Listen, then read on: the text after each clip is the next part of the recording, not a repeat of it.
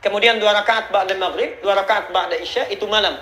Yang konsisten melakukan itu selama hidupnya, Allah akan bangunkan sebagai tambahan baginya satu rumah di surga.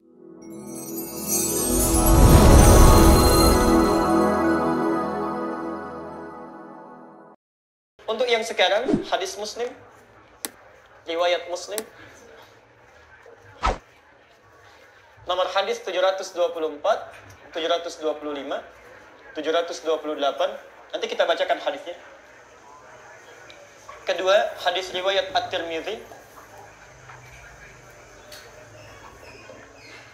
nomor hadis 418.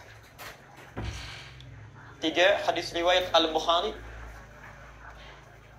Maaf, saya berikan nomor ketiga, bukan nomor pertama, karena ini menguatkan. Ya. 1169.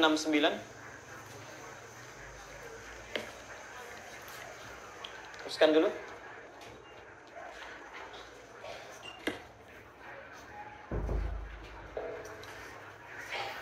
Tahqiqnya di An-Nasa'i, Sahih An-Nasa'i, yang tahqiq Syekh Muhammad Nasruddin Al-Albani, 1133. Silsilah hadis as-sahihah, ya. Kitabnya kalau antum tanyakan, Ustaz ada kitab yang lebih mudah tidak, ya? Silsilah hadis as-sahihah yang tulis Syekh Muhammad Nasruddin Al-Albani, sudah diterjemahkan ke bahasa Indonesia, ya, yang di pustaka Imam Asy-Syafi'i itu, hadis sahihah. Nomor hadis 1508, nomor pembahasan 1508.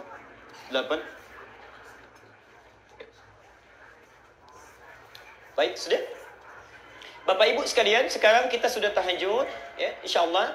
Kemudian sudah beristighfar, sudah berdoa kepada Allah, memperbanyak bacaan Quran. Tiba kemudian azan subuh berkumandang. Apa yang dilakukan oleh Rasulullah? Nah, Masya Allah. Ibu dan Bapak sekalian, Rasulullah SAW saat azan subuh sudah memanggil, beliau menjawab panggilan azan itu, tapi masih berada di rumahnya, menunggu azan selesai, ya. Jadi belum ke masjid, ya. Beliau berada di rumahnya, kemudian menunggu azan selesai, lantas menunaikan 2 rakaat fajar, ya, 2 rakaat sebelum salat subuh.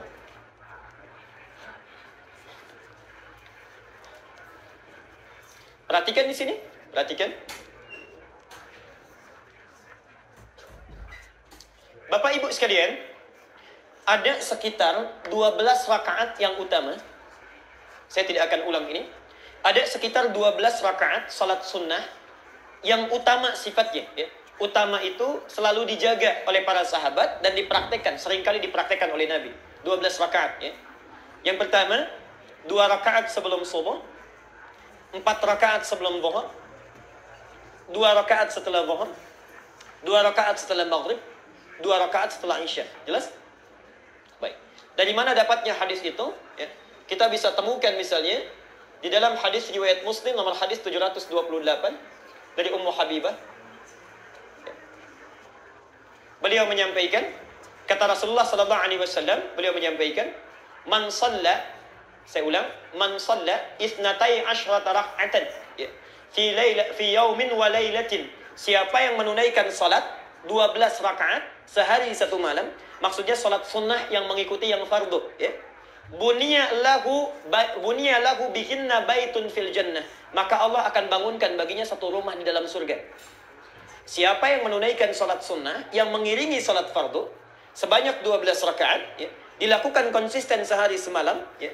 Karena 2 rakaat sebelum subuh, ya, 4 rakaat sebelum zuhur, 2 rakaat setelah zuhur itu kan siang, ya. Kemudian 2 rakaat ba'da maghrib, 2 rakaat ba'da isya, itu malam. Yang konsisten melakukan itu selama hidupnya, Allah akan bangunkan sebagai tambahan baginya satu rumah di surga. Hadis sahih, riwayat Muslim nomor hadis 728. Ustadz, dari mana taunya 2 rakaat sebelum subuh, 4 rakaat sebelum zuhur, 2 rakaat sesudah zuhur, 2 rakaat setelah maghrib, 2 rakaat setelah isya? Itu ada di At-Tirmidzi, lebih lengkap lagi, nomor hadis 415. Ya. Orangnya sama, jadi ini umumnya, kalimat umumnya, ini rinciannya, ya. Ini rinciannya. Nah, Bapak Ibu sekalian, dari 12 rakaat itu, maka Rasulullah mencontohkan kepada kita memulai dengan 2 rakaat sebelum subuh. Dalilnya hadis riwayat Muslim nomor hadis 725 dulu. 725. Didapati juga di At-Tirmidzi nomor hadis 418. Perhatikan keutamaannya, perhatikan. Keutamaan 2 rakaat sebelum subuh. Ini saking pentingnya, Rasulullah tidak pernah meninggalkannya selama hidupnya. Saking pentingnya, ya. Dan ada 2 salat yang hampir tidak pernah ditinggalkan oleh Nabi. Hampir tidak pernah ditinggalkan oleh Nabi. Bahkan dalam perjalanan pun masih dikerjakan. Masih dikerjakan. Yaitu 2 rakaat sebelum subuh dengan salat witir. Ya. Itu seringkali dikerjakan.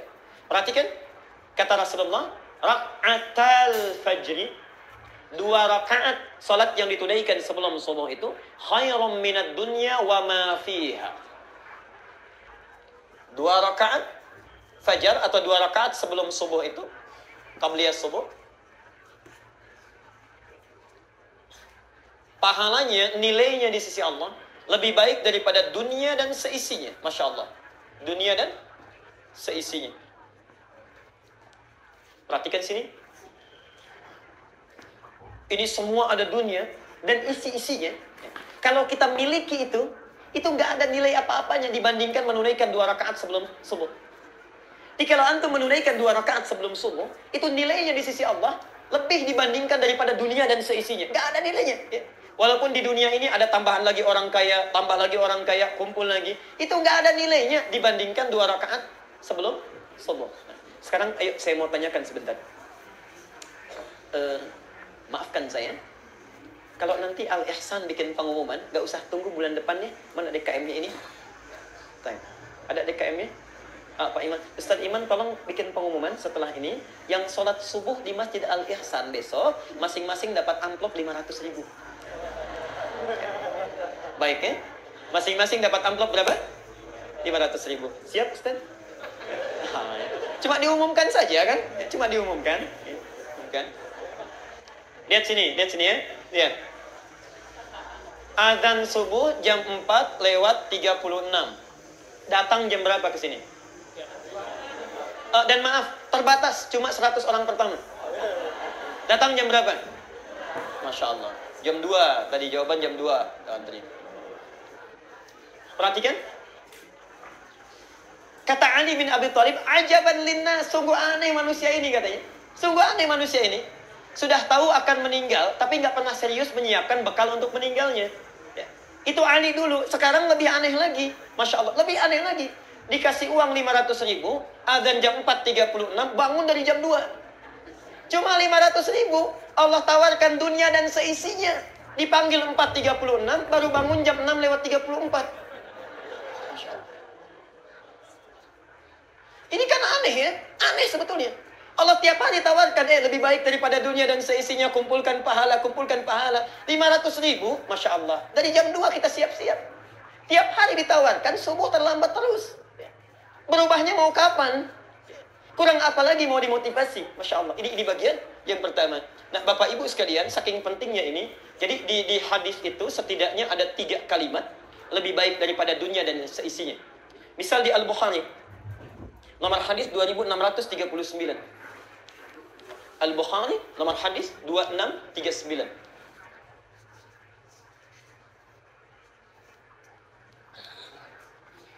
Nanti antum bisa praktekkan ini ya.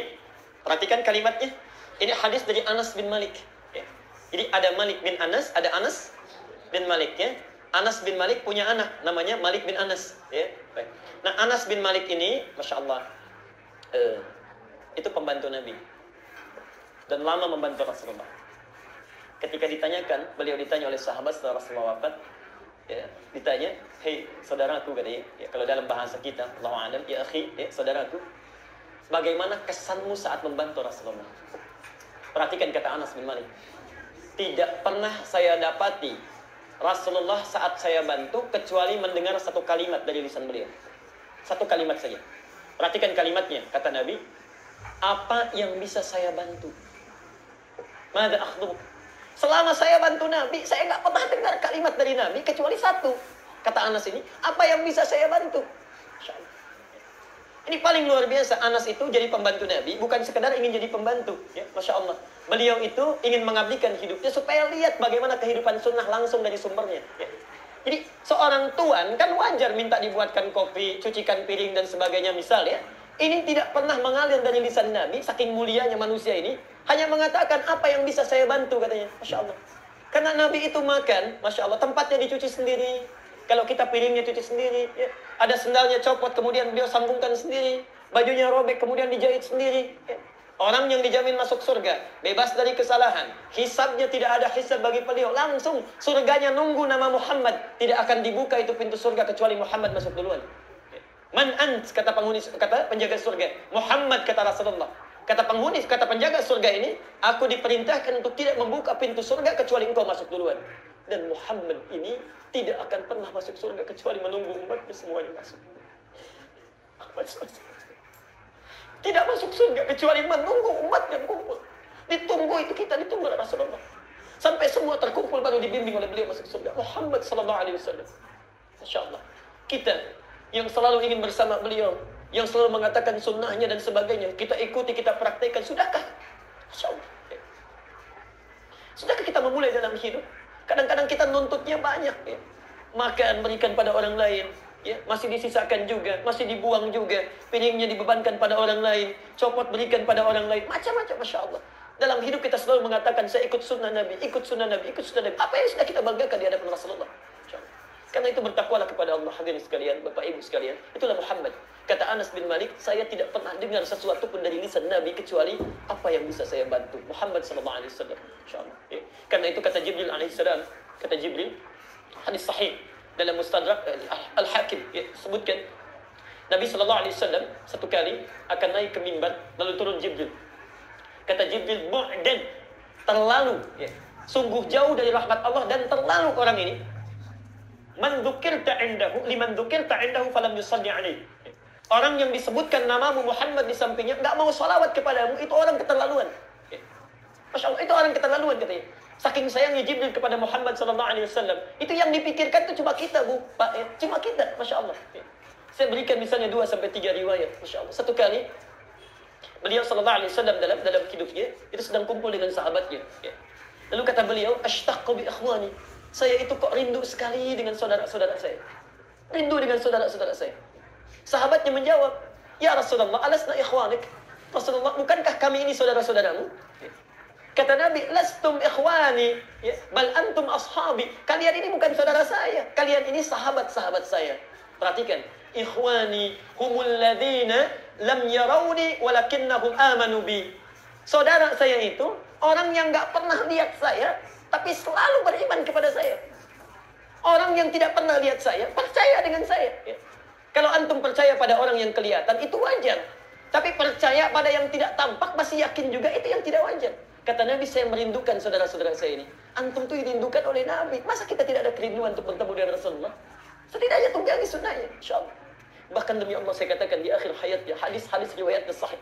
Ketika beliau akan meninggal dunia, Fudail membawakan air untuk beliau wudu, ya. Masya Allah. Fudail itu anak pertama daripada Abbas. Abbas punya 2 anak, yang paling populer laki-laki. Satu namanya Fudail, yang kedua namanya Abdullah. Abdullah hidup di bawah naungan Rasulullah sampai beliau jadi penghafal Quran, penafsir Quran. Fudail kakaknya, saat Rasulullah akan wafat, beliau yang membawakan air wudunya. Ya. Dalam pangkuan Aisyah radhiyallahu anha, sampingnya ada Ali, ya. Sampingnya ada Fatimah. Yang dipanggil bukan Aisyah, bukan Ali, bukan Fatimah. Ummati, ummati, ummati. Mau meninggal pun masih antum yang disebut itu. Ya, InsyaAllah. Jadi kata Jibril alaihissalam, mu'dan, keterlaluan itu orang, liman dzukirta indahu falam yusalli alaihi. Disebutkan namamu, salawat saja dia tidak berkenan. Jadi tidak mampu kita membalas jasanya Rasulullah sallallahu alaihi wasallam. Setidaknya kalau Anda tidak bisa balas itu, salawatlah kepada beliau. Dan dalam salawat pun masih diberikan pahala juga. Man shalla alayya salatan wahidah sallallahu alaihi asyra. Masya Allah. Siapa yang salawat 1 kali saja, aku tidak butuh itu. Ya, cuma dengan salawat itu Allah akan memberikan 10 kali lipat kebaikan kepada orang itu. Ya. Di Bapak Ibu sekalian, itulah Muhammad sallallahu alaihi wasallam. Nah, kata Anas bin Malik, la ghadwatun fi sabilillah. Ya. Aktivitas baik yang dilakukan karena Allah dari pagi sampai dengan maghrib, aw rauhatun, atau aktivitasnya dari siang sampai maghrib tapi semua karena Allah. Misal, makannya karena Allah, minumnya karena Allah, kerjanya karena Allah. Mau makan bismillah, mau minum bismillah, mau kerja bismillah. Perhatikan, khairum minad dunya wa ma fiha. Itu lebih baik daripada punya seluruh isi dunia ini. Ya. Kalimat ujungnya sama. Ya. Jadi antum misalnya mulai besok bangun tidur, ya, atau sekarang masih ada kesempatannya. Kalau dari pagi disebut ghadwah, ya, ghadwah sampai dengan maghrib. Kalau dari siang sampai dengan maghrib disebut rawhah. Kalau semua aktivitas kita diniatkan karena Allah, makannya bismillah karena Allah, minumnya bismillah karena Allah, kerjanya karena Allah, rawat anak karena Allah, itu kata Anas bin Malik, sabda Rasulullah, khairum minad dunya wa ma fiha. Apa balasan bagi orang ini? Dari Sa'ad As-Sa'adi. Sa'ad As-Sa'adi di Al-Bukhari masih hadisnya. Nomor hadis 3078, 3078. Perhatikan. Maudhi'u sautin fil jannah. Ya. Orang ini akan dibalas dengan pahala yang berlimpah. Tempat pecut saja. Tempat pecut. Ya. Tempat pecutnya sesuatu yang tersimpan di surga. Untuk ilustrasi saja. Khairum minad dunya wa ma fiha. Jadi kalau tukang delman punya pecutan, disimpan di tempatnya, itu kalau ada di surga lebih bagus daripada dunia dan seisinya. Apalagi minumannya, apalagi gelasnya, apalagi keadaannya. Ya. Jadi kalau sudah semua diterangkan, antum tinggal tunggangi, keluarkan. Catat amalannya apa yang dilakukan. Nah, setidaknya bangunlah 2 rakaat sebelum subuh itu tunaikan. Khairum minad dunya wa ma fiha. Nabi tidak pernah meninggalkan ini selama hidupnya, konsisten menunaikannya. Dari mana taunya? Hadis Muslim nomor hadis 724 ini. Dari Aisyah radhiyallahu anha. Qalat lam yakun an-nabiy sallallahu alaihi wasallam minan nawafil ashaddu ta'ahudan ala rak'atayil fajr. Ya. Tidak pernah Rasulullah sallallahu alaihi wasallam memperhatikan, menjaga dengan kuat di antara salat-salat sunnahnya dibandingkan dengan perhatian beliau terhadap 2 rakaat sebelum fajar. Ya. Jelas sampai sini? Baik. Jadi dalilnya yang ingin kita sampaikan pada kesempatan hari ini, Bapak dan Ibu sekalian, setelah bangun tahajud, siapkan diri kita, jangan sampai ketinggalan ini. Ya, walaupun bangunnya kesiangan, hadis sahih. Walaupun bangunnya kesiangan, misalnya, ini salat yang agak istimewa, lakukan ini dulu 2 rakaat. Ya. Lakukan ini dulu 2 rakaat, baru kemudian salat subuhnya. Jelas sampai di sini?